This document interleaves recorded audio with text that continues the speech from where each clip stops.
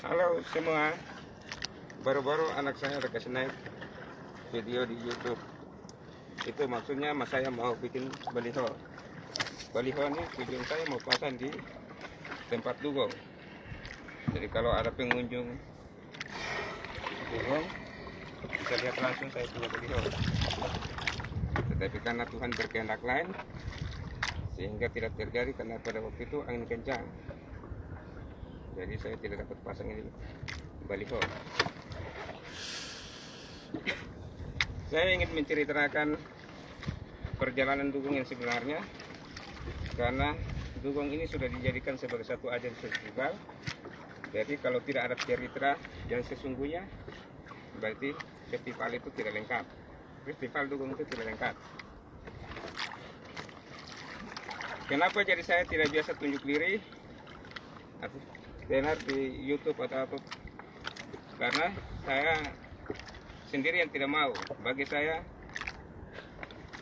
talenta, hikmat yang diberikan Tuhan, yang kita bisa jadikan menghasilkan sesuatu yang berguna bagi banyak orang, itu bagi saya itu adalah sesuatu harta yang tidak dapat direbut oleh siapapun dari saya.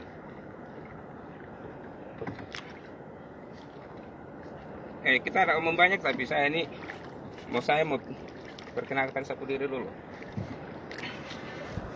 Nama saya Adolf Samsing, asal dari Pura Ternate. Orang Pura keseharian dia sebagai nelayan penyelam. Mereka mengumpulkan lola, batu laga, teripang, ikan, dan mereka selalu mencari keluar daerah juga. Flores, Kupang, Sumba, Sabu, Rote. Saya nyasar di Mali pada tahun 1995. Beraktiflah sebagai nelayan penyelam. Pada tahun 1997, saya beralih ke pemancing belo-belo. Dalam aktivitas sebagai pemancing belo-belo, kami datang dari berbagai daerah di Kabola, baik dari Mali, Palibom, Maimoro, Pantai Daerah, bahkan dari Kalabaya ke Kadelang. Kami semua berkumpul di Pantai Mali, mancing belo-belo. Jadi tahu sendiri, dalam kebersamaan kami selalu bersanda gurau, bercerita-cerita. Jadi ada nelayan dari Palibo yang menceritakan tentang adanya duyung, namanya Naba Suarez. Saya sebagai seorang penyelam, saya penasaran dengan duyung, karena kata orang-orang duyung ini dari kepala sampai pusat itu manusia, sedangkan dari pusat ke ekor itu ikan. Pada tahun 1999 saya bertemu langsung dengan duyung di lokasi duyung yang sekarang ini, dengan kedalaman air 3 meter pada waktu malam. Ukuran duyung yang pertama saya lihat itu lebar punggung sekitar 35 cm dan panjang 1 meter. Jadi sampai sekarang saya perkirakan umur dugong sekitar 30 sampai 35 tahun. Pada tahun 2002 sampai 2004 ada seorang bule namanya Mr. Thomas datang dengan perahunya sendiri yang dijuragangi oleh Bapak Adnan. Bapak Adnan adalah teman kami pemancing belo-belo. Seiring dengan berjalannya waktu, pada tahun 2007 saya sudah memiliki TV dan saya selalu menonton berita-berita yang salah satunya adalah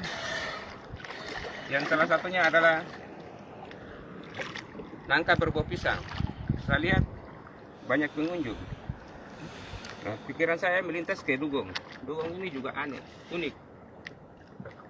Kata orang, kepala sampai pusat manusia, tapi dari pusat ke ekor ikan. Nah, dari sini saya punya perhatian mulai ke dugong. Saya mulai, karena di tahun 99 itu yang saya ketemu itu ikan dugong ini mulai ikut perahu dengan jarak 3 meter sampai 5 meter, tapi pada malam hari di bulan purnama sekitar bulan 13 sampai bulan 17. Tapi kalau siang hari jarak 30 sampai 40 meter, tapi itu munculnya juga 3 bulan sampai 4 bulan sekali. Dari hal ini saya mulai ikuti ini ikan duyung sekitar 2 tahun. Dia mulai muncul di siang hari hampir setiap hari, tapi dengan jarak yang sama 30 sampai 40 meter. Kalau melintas di lokasi yang kedalaman 6 sampai 12 meter, kalau berpas-pasan dengan dia muncul. Pada tahun 2010 ada tamu dugong yang diantar oleh kelompok Mail Indah, yaitu Bapak Benyamin Asemau, Bapak Mesak Twini, Bapak Borman Otang.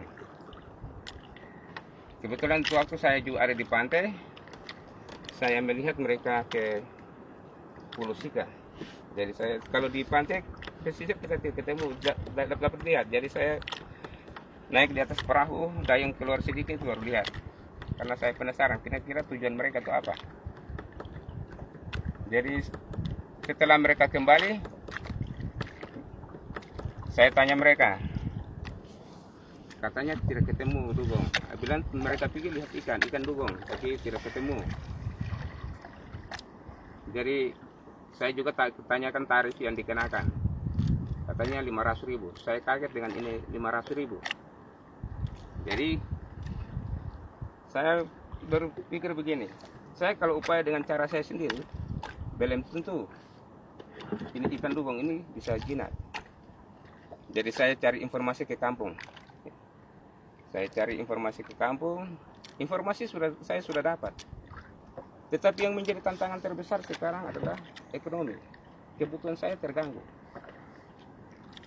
Jadi pas tahun 2015 ada orang Binongko yang datang, namanya Baha. Dia bawa pukat ikan halus. Saya melihat pukat ini bagus untuk dijadikan sebagai alat tangkap, sekaligus saya bisa jinakan ini dugong. Jadi tahun 2016 saya mulai menggunakan ini pukat. Dan proses penjekan duyung pun dapat terlaksana.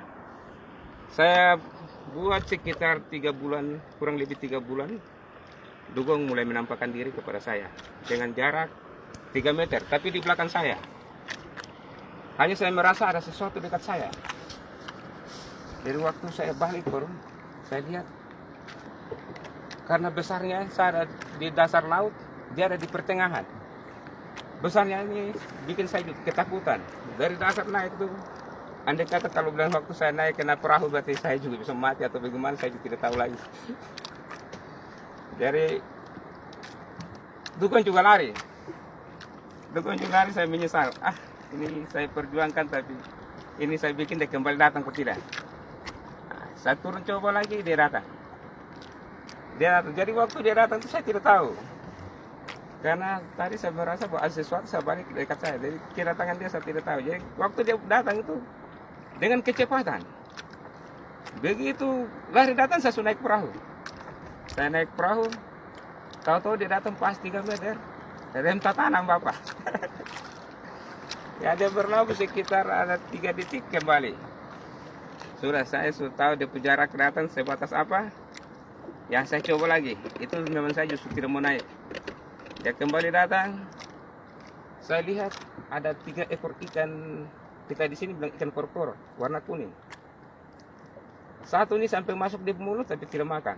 Saya bilang, oh kalau begitu saya tidak takut kamu, kalau kamu tidak makan ikan. Jadi kurang lebih 2 minggu, saya bikin sampai ikan ini Datang jarak dia dan saya itu setengah meter.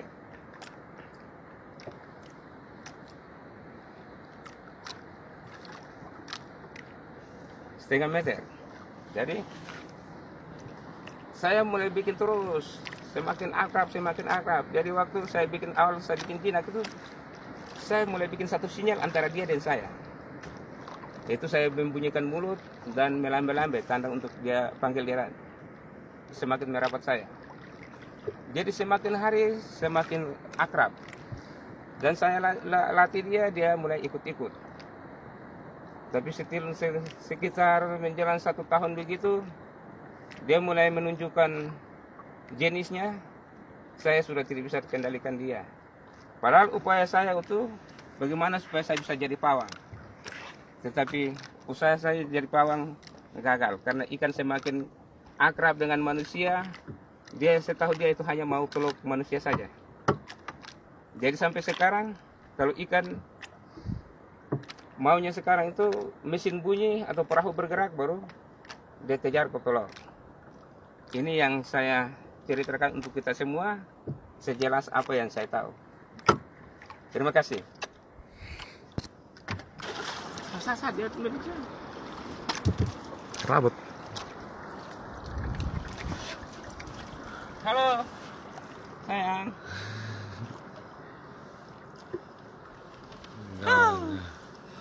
Penjinak ikan dugong sesungguhnya. Sayang. Adolf Somasi.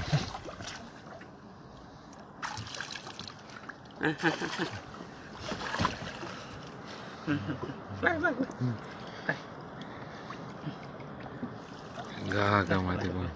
Mari sayang. Inilah penjinak Kita ikan foto. dugong Terima sesungguhnya. kasih sayang.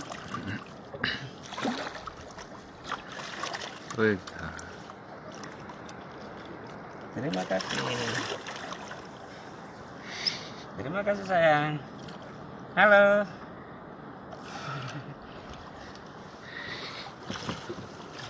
Bajingan ini terlalu